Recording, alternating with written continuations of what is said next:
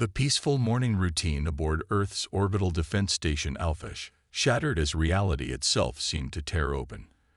Admiral Park Ta-1's coffee cup slipped from his fingers, shattering on the pristine floor of the command center. No one noticed. All eyes were fixed on the massive view screens as thousands of alien ships materialized from hyperspace. The vessels were unlike anything humans had ever seen. Their crystalline hulls caught the sunlight, refracting it in mesmerizing purple patterns. They moved with impossible grace, spreading out in a perfect formation that surrounded Earth's orbital defenses. It was beautiful in a terrifying way. "Multiple contacts, sir. They're everywhere." Lieutenant Kim Jia's voice cracked as she reported from her sensor station. Her fingers flew across the holographic interface, trying to get accurate counts. "I'm reading over 3,000 ships, sizes ranging from destroyer to dreadnought class. They're completely surrounding our defensive perimeter." Admiral Park's mind raced as he assessed the situation. Earth's combined fleet numbered barely 500 ships. They had been spread thin, patrolling the solar system's outer reaches. No one had expected an attack to come from within their defensive line. "Sound General Quarters. Get our ships into defensive formation Delta," he ordered, his voice steady despite the fear churning in his gut. "And someone get me a direct line to Earth Command." The station's warning klaxons blared to life. Crew members rushed to battle stations as the massive station's shield generators powered up to full capacity. In space around them, Earth's ships began to move, trying to form up into something resembling a coherent defense. The aliens struck before they could get into position. Beams of concentrated energy, glowing with the same purple hue as their ships, lanced out from multiple vessels simultaneously. The attacks bypassed shields as if they weren't even there, cutting through Earth's most advanced defensive technologies like they were made of paper. "Sir, the Soul Pride is taking heavy damage," an officer shouted. Admiral Park could only watch in horror as humanity's flagship, the pride of their fleet, broke apart under concentrated fire. The massive vessel's spine snapped, secondary explosions rippling along its length as escape pods launched in all directions. "Incoming transmission," Lieutenant Kim announced. "They're broadcasting on all frequencies." A voice filled the command center. It was oddly melodic, but carried an unmistakable tone of contempt. "Your species will submit or face extinction. You have one Earth rotation to surrender unconditionally." Admiral Park's fists clenched at his sides. Around him, the command center erupted into chaos as more reports of destroyed ships poured in. The lunar defense grid was offline. Mars colony had gone dark. The Jupiter mining fleet was reporting massive casualties. "Sir," Lieutenant Kim's voice was barely a whisper now. "What do we do?" Before he could answer, another wave of energy beams sliced through space. 3 more Earth ships disappeared in balls of expanding plasma. Their defensive line was collapsing. Years of preparation, billions in resources, humanity's best technology. All of it was proving useless against these unexpected invaders. "Get me Earth Command again," Admiral Park ordered, "and begin evacuation procedures for non-essential personnel." He paused, watching as another blast rocked their station. "Send out a general distress call to all Earth forces. Authorization code, broken shield." The code words seemed to hang in the air. Everyone knew what they meant. Earth's primary defense line had failed. Their first and supposedly best line of defense was being systematically destroyed. Through the view screens, Admiral Park watched as the alien fleet continued their methodical advance. Their purple-hulled ships moved with perfect coordination, like a school of predatory fish closing in on their prey. More energy beams flashed, more Earth ships died. But as he observed their movements, something caught his attention. The aliens were focusing entirely on space-based targets. They hadn't made a single move against Earth itself. Their formation, while impressive, left several crucial blind spots, particularly regarding the planet's surface. A small smile crossed his face as he remembered something classified, something that might just give humanity a fighting chance. While the aliens clearly dominated space combat, they hadn't yet seen everything Earth had to offer. "Lieutenant Kim," he said quietly, "send a coded message to Neptune Command. 2 words only. Water's rising." As the command center continued its frantic activity around him, Admiral Park watched Earth slowly rotating below. The vast oceans gleamed in the sunlight, hiding secrets that might just save humanity. The aliens had made a critical mistake in their perfect ambush. They had only attacked what they could see. Sometimes, Admiral Park thought, the deadliest predators were the ones hiding beneath the surface. 3 kilometers beneath the Pacific Ocean's surface, General Lee Sunmai stood in the heart of humanity's best-kept secret. The command center of Project Neptune hummed with activity as emergency protocols activated throughout the massive underwater complex. Warning lights pulsed with a soft blue glow, reflecting off the reinforced walls designed to withstand the crushing pressures of the deep. "Status report," she commanded, her voice carrying across the bustling control room. Dozens of officers worked at their stations, their movements precise and practiced despite the unprecedented situation. "All systems responding," General reported Colonel Choi Han-bin, his fingers dancing across holographic displays. "The facility is transitioning to full combat readiness. Hangar bays 1 through 7 are beginning their opening sequences." Through the massive reinforced windows, General Lee watched as enormous doors in the ocean floor slowly parted. Powerful lights illuminated the dark waters, revealing rows of sleek vessels, unlike anything the public had ever seen. Each ship was a masterpiece of engineering, designed to operate seamlessly in both the ocean depths and the vacuum of space. "They think they've seen our full strength," she said to Colonel Choi, a hint of satisfaction in her voice. "They have no idea about Neptune." Deep-sea creatures scattered as the facility's external lights grew brighter. Schools of fish darted away from the massive structures that had been their neighbors for years. The vessels in the hangars began powering up, their hybrid engines creating peculiar currents in the surrounding water. "What's the status of our sister facilities?" General Lee asked, studying a global map displaying underwater installations across Earth's oceans. "Atlantic Base reports ready. Indian Ocean Complex is at full activation. Arctic Station confirms all systems green," Colonel Choi replied. "We're receiving similar confirmations from all secondary facilities." Project Neptune had been humanity's insurance policy, a network of underwater military bases housing a fleet that could fight in any environment. While the public focused on space-based defenses, the world's governments had quietly poured resources into this hidden force. "The aliens won't expect this," Colonel Choi said, allowing himself a small smile. "Their intelligence clearly showed them our orbital defenses, but they missed everything down here." General Lee nodded. "According to our analysis, their civilization evolved on Dirax, a desert world. They've never dealt with large bodies of water. Their sensors are calibrated for vacuum and atmospheric operations. They're literally blind to what we have down here." The facility shuddered slightly as more systems came online. In the hangars, crews rushed to their vessels, performing final checks on the hybrid ships. Each vessel was a triumph of human ingenuity, incorporating technology that allowed them to transition seamlessly between oceanic and space operations.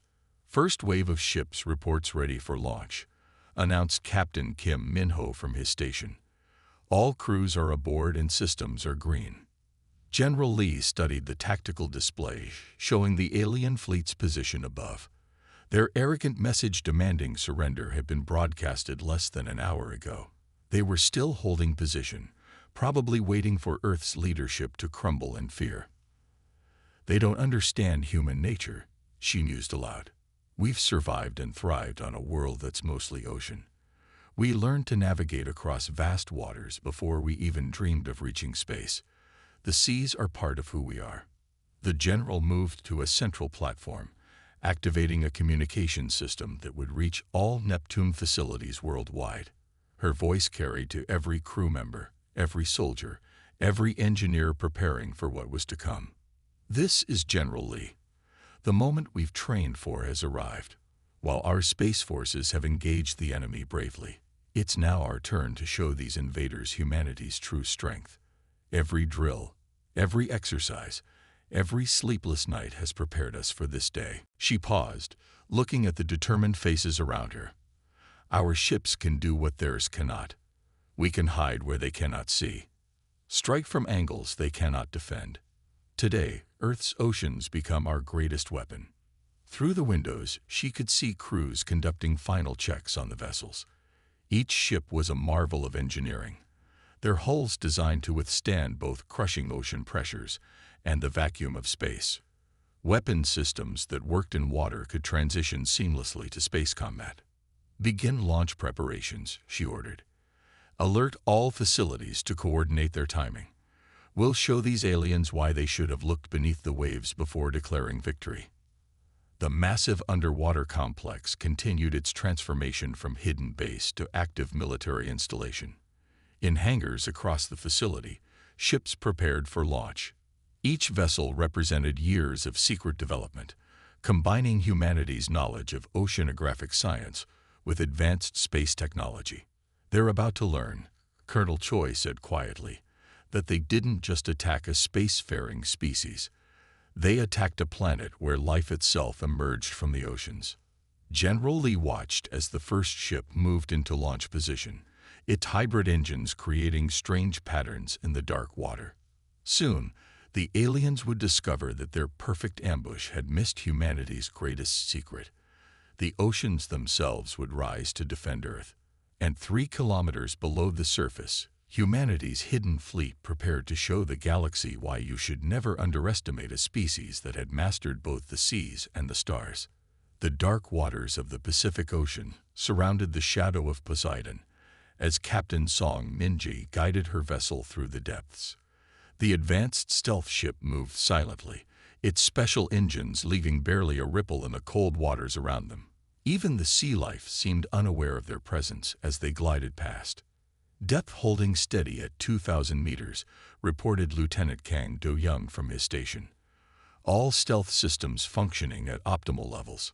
Captain Song nodded, her eyes fixed on the holographic displays, showing their position relative to the alien fleet far above. The massive enemy ships hung in orbit, their crystalline hulls still gleaming with that strange purple light. They looked like predators waiting to strike, unaware they were being hunted from below. "Engineering reports all systems ready for space transition," her executive officer, Commander Lee Jinwoo, said quietly.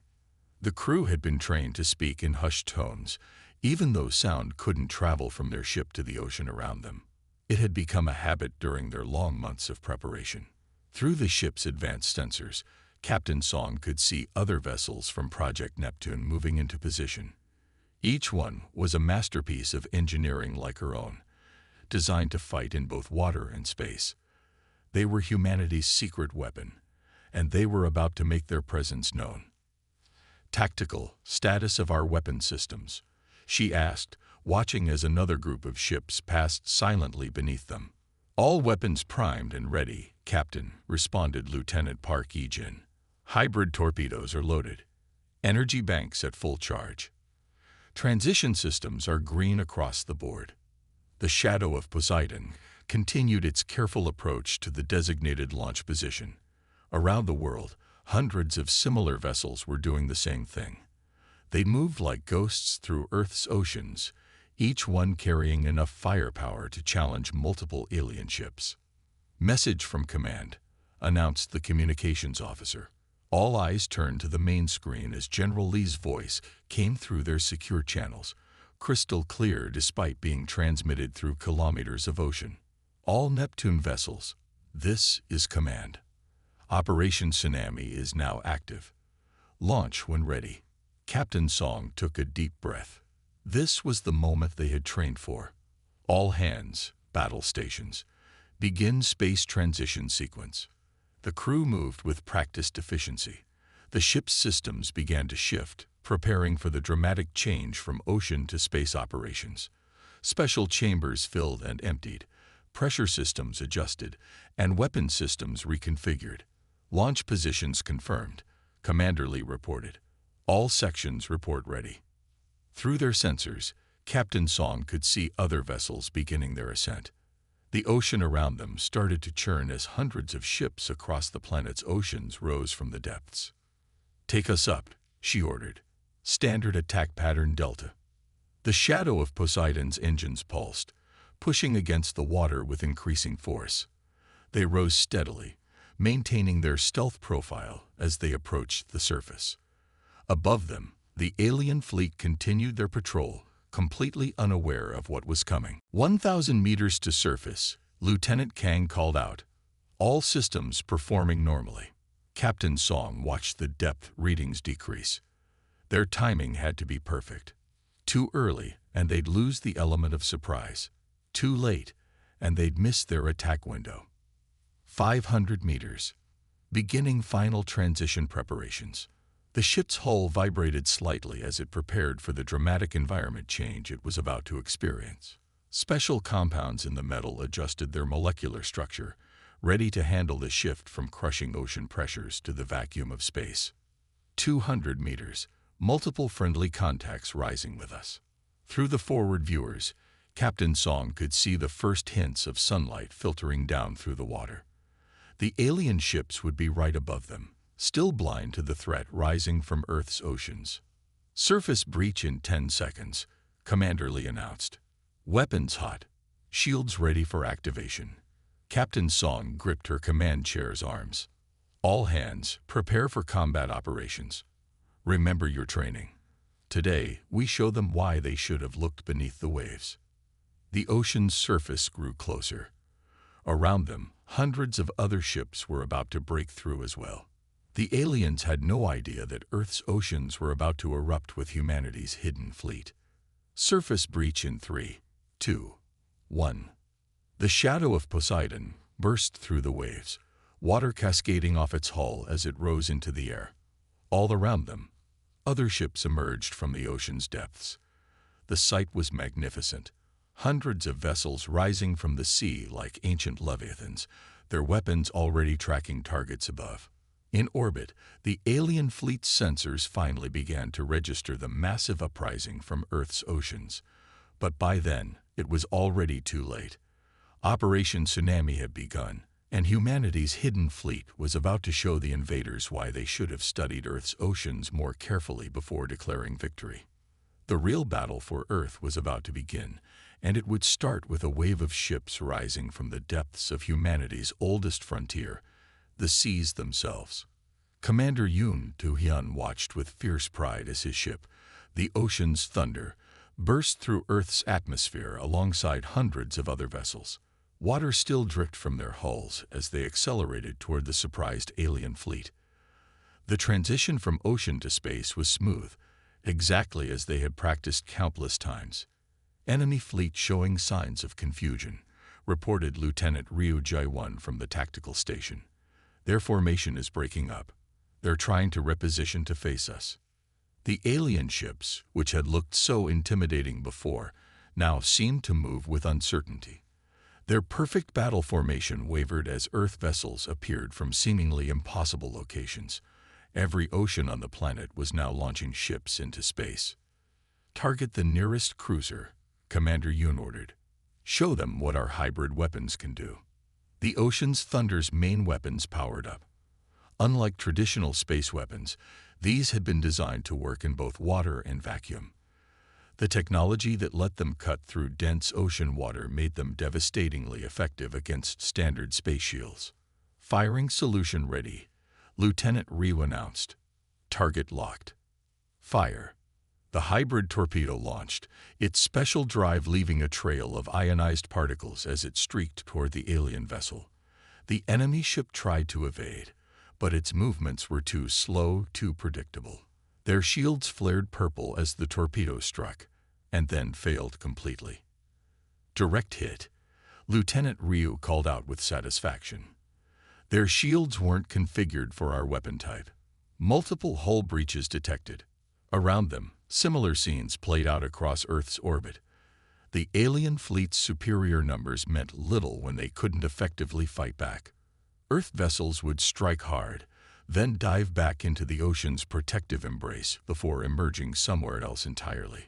3 enemy destroyers moving to intercept, reported Lieutenant Park Min-soo from sensors. They're trying to predict our movement patterns. Commander Yoon smiled. Let's show them why that won't work. Helm. Execute diving pattern Alpha. We'll surface behind their line. The ocean's thunder turned sharply, its specialized engines allowing it to maneuver in ways no traditional space vessel could match. They plunged back toward Earth, the hull automatically adjusting for re-entry. The alien ships followed, their weapons firing, but missing as the Earth vessel entered the atmosphere. They're still tracking us, Lieutenant Park reported, but their sensors are getting confused by the ocean surface. The ship hit the water with barely a splash, its systems transitioning seamlessly back to ocean operations.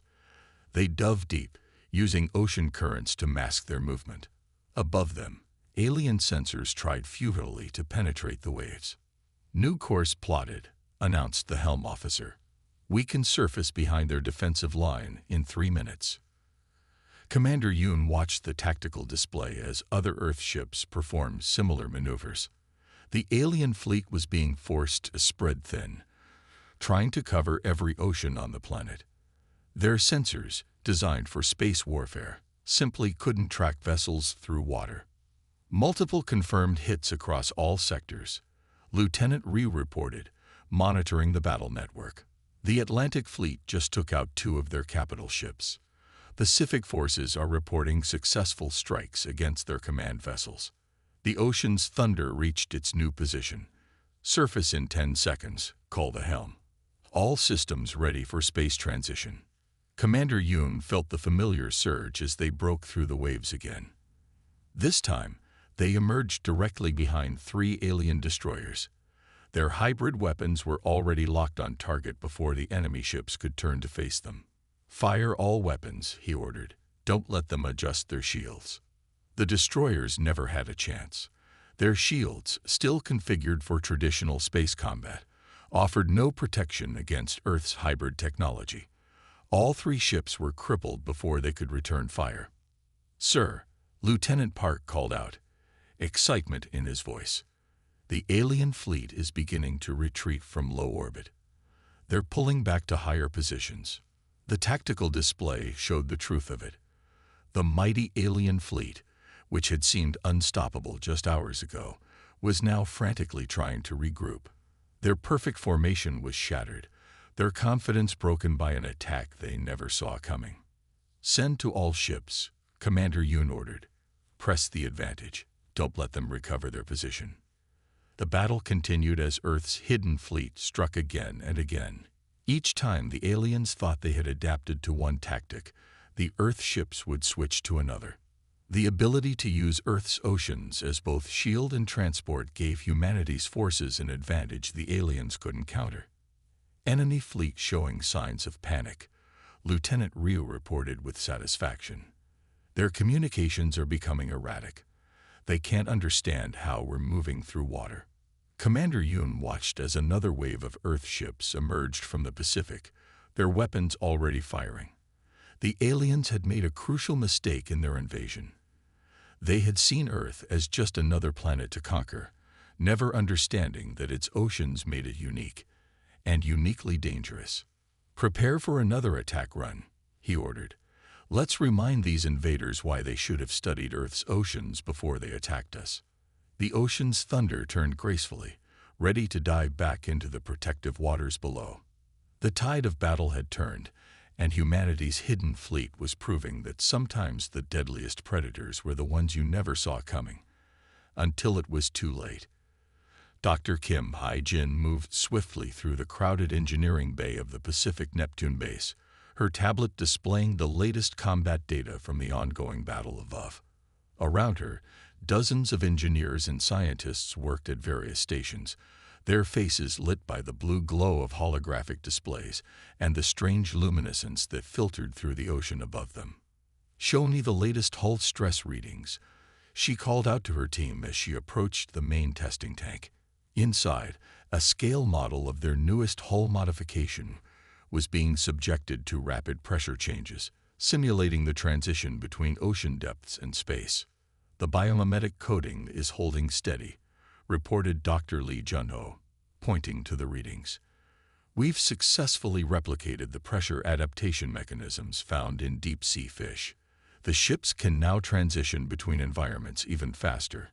Dr. Kim nodded, her mind already racing with new possibilities. The alien invasion had provided them with unexpected opportunities to test and improve their designs in real combat conditions. Each engagement taught them something new about how their ships performed. Admiral Park is here to see the new modifications, announced one of her assistants. The Admiral walked in, still wearing his combat uniform. Despite the recent victories, his face showed the strain of continuous battle. Dr. Kim, I hear you've made some breakthroughs. She led him to the testing tank. The density difference between water and vacuum creates unique opportunities, she explained, pointing to the model ship. We're using principles from marine biology to improve our ship's capabilities in both environments. Around them, engineers continued their work, modifying ships that would soon return to battle. Each vessel that came in for repairs left with new improvements, each innovation making them more effective against the alien fleet. Look at this, Dr. Kim said, pulling up a holographic display. This is footage from the Deep Hunter's latest engagement. See how the hull flexes during the transition. We copied that from how whales adjust to pressure changes during deep dives. Admiral Park watched intently as the footage showed an Earth ship smoothly diving into the ocean, evading alien fire before bursting up through the waves behind enemy lines. And these modifications are already being implemented on every ship that comes through for maintenance, she confirmed. The aliens can't adapt because their ships are designed purely for space. They've never had to consider how water pressure affects vessel design. In another section of the lab, engineers were testing new weapon systems. Dr. Kim led the Admiral over to observe. We've also discovered that our hybrid torpedoes are more effective than we initially thought. The propulsion system we designed to work in both water and space actually confuses their targeting systems. They watched as a test torpedo cut through the pressurized water tank, its wake pattern unlike anything seen in traditional weapons. Their shields are calibrated for energy weapons in vacuum, Dr. Kim explained. They can't handle our hybrid approach. An alarm sounded, indicating another vessel was arriving for maintenance. Through the massive reinforced windows, they could see a battle-scarred ship settling into one of the underwater docks. That's the ocean's thunder, Admiral Park noted. They've been particularly effective against the alien fleet. Dr. Kim immediately pulled up the ship's performance data. Perfect. Their combat data will help us refine our latest modifications. Each engagement teaches us more about how to improve our designs. She turned to her team. Prep Bay 3 for immediate upgrades. I want the ocean's thunder back in battle with full improvements within 6 hours. The engineering bay burst into even more activity as teams prepared to work on the newly arrived ship. Dr. Kim's innovations had already turned the tide of battle, but she wasn't satisfied. Each improvement could save more lives, destroy more enemy vessels. Admiral, look at this, she said, pulling up new schematics. We're adapting the pressure sensing system found in sharks' lateral lines. It will give our ships even better awareness of their surroundings in both water and space. Admiral Park studied the designs. How soon can this be implemented? We're installing it on every ship that comes through, she replied. The beauty of it is that it's a biological system the aliens have never encountered. Their sensors can't detect it because they've never had to deal with anything like it. Through the windows, they could see more ships moving through the dark waters, waiting their turn for upgrades. Each one would emerge stronger, more capable, harder for the aliens to fight. The alien fleet is learning, Admiral Park said gravely, but they can only adapt to what they understand. Your innovations keep giving them new puzzles they can't solve. Dr. Kim smiled as she watched her team's work. That's the advantage of being from a water world, she said. We had to master 2 entirely different environments just to explore our own planet. The aliens never had to do that. She turned back to her workstation, already planning the next improvement. They thought they were attacking a spacefaring species, she said quietly. Instead, they found one that had mastered both the oceans and the stars. That's not something their pure space warfare doctrine can handle. The engineering bay continued its relentless pace of innovation and improvement. Each ship that left would be better than when it arrived, each modification making Earth's fleet more formidable. The aliens might have superior numbers, but they couldn't match the versatility and constant evolution of humanity's hybrid vessels. Above them, the battle continued.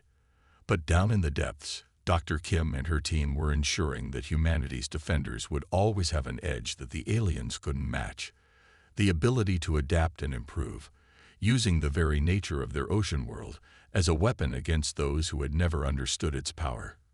Commander O'Seat-Hun sat in the dimly lit analysis center of Atlantic Base, surrounded by screens displaying intercepted alien communications. His team had been working nonstop since the invasion began, translating and analyzing every bit of data they could capture from the enemy fleet.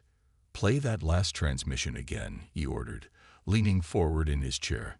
The alien voice filled the room, its usually melodic tones now filled with something that sounded very much like fear. "They emerged from the water again.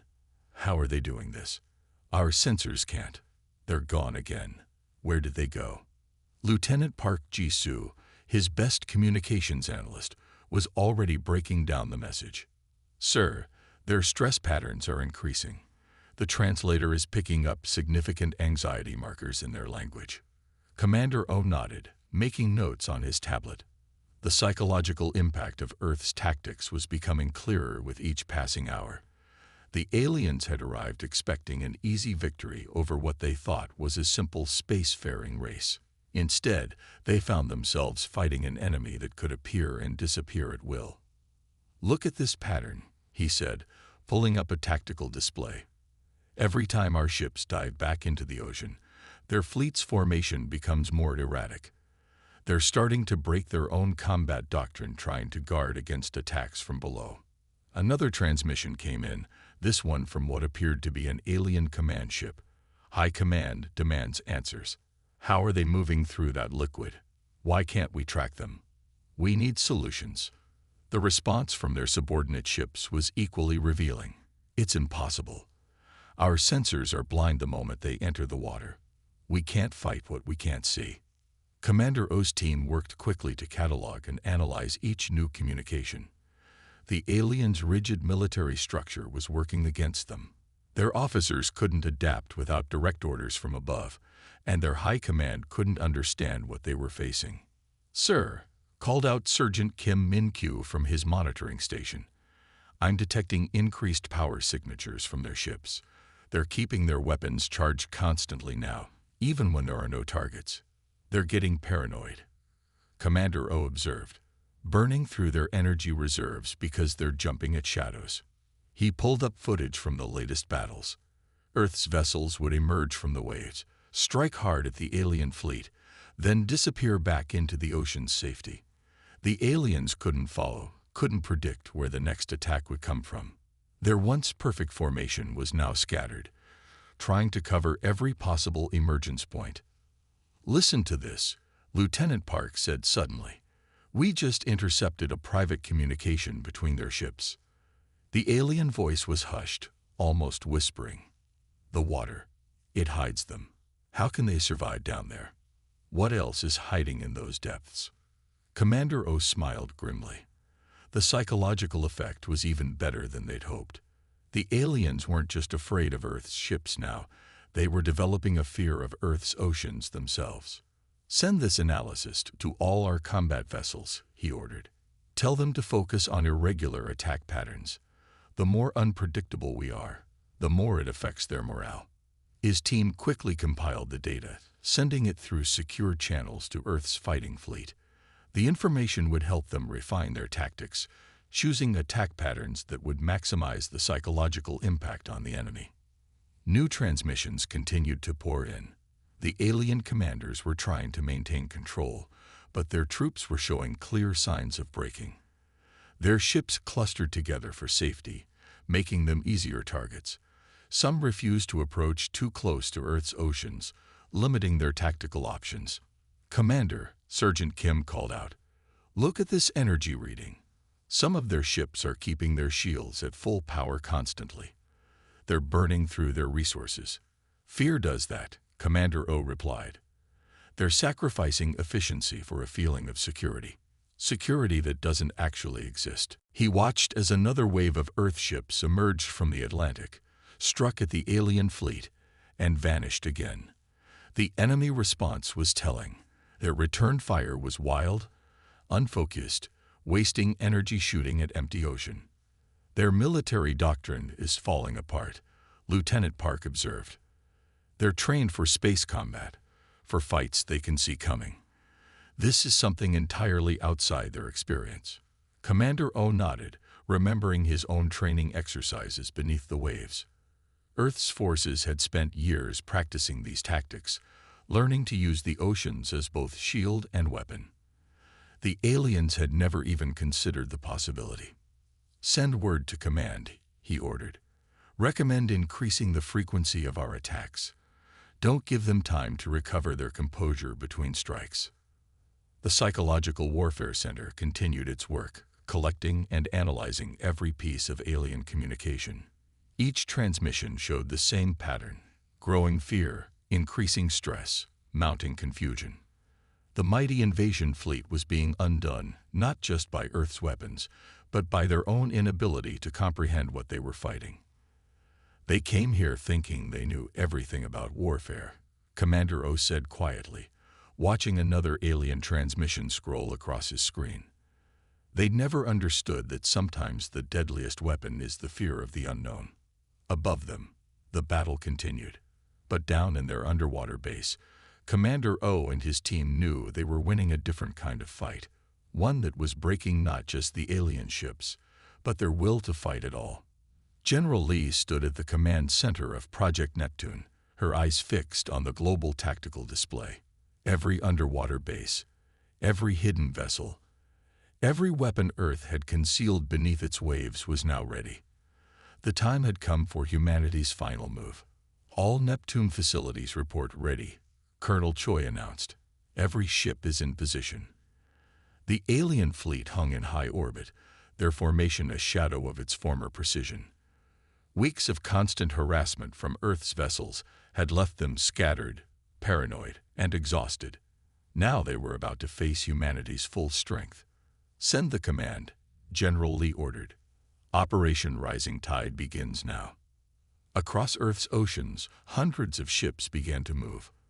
From the Pacific depths, the Atlantic waters, the Indian Ocean floor, and even the frozen Arctic seas, humanity's hidden fleet rose as one. This time, they weren't diving back to safety. This time, they would stay and fight. Admiral Park watched from his new flagship, the Spirit of Seoul, as vessels burst through the waves in perfect coordination.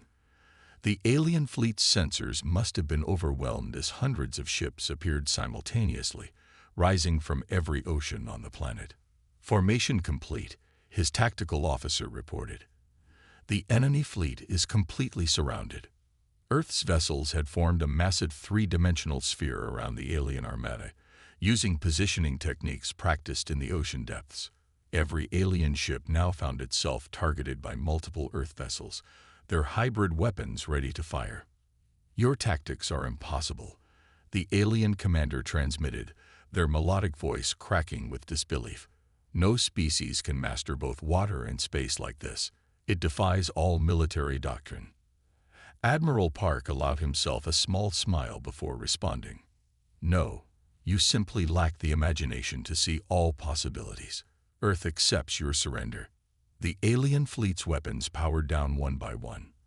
Their mighty armada, which had appeared so unstoppable at first, now floated helplessly in the center of humanity's closing net. Ships that had evolved from ocean-going vessels now proved themselves masters of space warfare. "All alien vessels are standing down," reported Captain Song from her position in the formation. "Their engine signatures are dropping to minimal power." The victory was total, but it had been won through more than just military might. Earth's greatest weapons had been innovation, adaptability, and the element of surprise. The aliens' rigid thinking and inability to comprehend underwater warfare had led to their defeat. "Secure their vessels," Admiral Park ordered. "Prepare to begin boarding operations." As Earth ships moved to take control of the surrendered alien fleet, General Lee addressed all commands. "Well done, everyone. Today we proved that technology alone doesn't determine the outcome of war. Our ability to adapt, to use our environment in ways our enemies never imagined, that was what won this battle." The news spread quickly across the planet. Humanity had not just survived its first interstellar war, it had won decisively. The aliens' overwhelming technological advantage had meant nothing in the face of human ingenuity and the clever use of Earth's oceans. "Begin recovery operations," Admiral Park commanded. "I want every piece of alien technology studied. Next time, we'll be even better prepared." In underwater bases around the world, Dr. Kim's engineering teams were already analyzing combat data, planning improvements for Earth's hybrid vessels. Commander O's Psychological Warfare Division collected final transmissions from the alien fleet, documenting how their morale had collapsed in the face of incomprehensible tactics. "The galaxy will remember this," General Lee said quietly, watching the tactical display as Earth ships escorted their alien prisoners. "They'll remember that Earth isn't just another world to conquer. Our oceans aren't a limitation. They're our strength." The cleanup would take time. There were damaged ships to repair, alien prisoners to process, and defenses to rebuild. But humanity had learned valuable lessons. They had proven that adaptability and innovative thinking could overcome even the most advanced technology.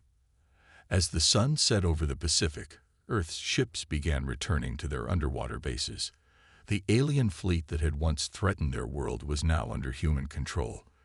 The oceans that had protected humanity's secret weapons now waited silently for the next challenge. The galaxy would never again underestimate Earth or its oceans.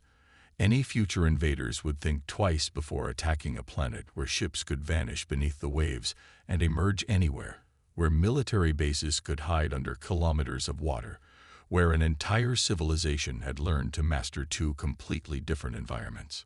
Humanity had faced its first interstellar war and emerged victorious, not through superior technology, but through the creative use of their world's unique features. As Admiral Park watched the captured alien ships being guided into orbit, he knew that this was just the beginning. Earth was ready to take its place among the stars, carrying with it the lessons learned from its oceans. The end of the war marked the beginning of a new era. Humanity had proved itself not just as a spacefaring species, but as masters of two realms, the seas and the stars. And in doing so, they had earned something even more valuable than victory: respect.